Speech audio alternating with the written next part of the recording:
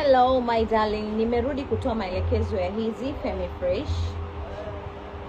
Hivi viosheo.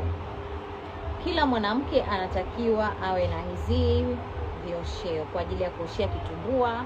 Kitumbua jamani kinatakiwa kihudumiwe, kitumbua kinatakiwa kioshwe. Tena especially kwa mwanamke ambaye anaingia period kila mwezi, basi baada ya kutoka period anatakiwa asafishe kitumbua chake. So hizi usisafishe ndani. Kitumbua chako usikiingizie hii ndani. Hii ni kwa ajili ya matumizi ya nje. Kitumbua chako ndo hiki, kioshe kwa nje. Kioshe kwa nje vizuri kabisa, osha vizuri, itasaidia kuondoa harufu mbaya ya kitumbua, miwasho, UTI, bakteria. Sawa vipenzi vyangu, pia inasaidia kubalance pH. Una shombo mtoto wa kike, hakikisha unaoshea na hii Femifresh. Usioshe, usiingize ndani ya kitumbua.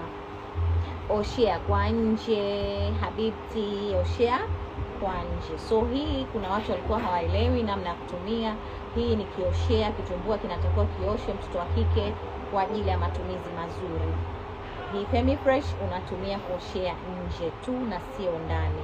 For external use only. Karibuni Sami Cosmetics, tuko Kariakoo, Mafia na Jangwani.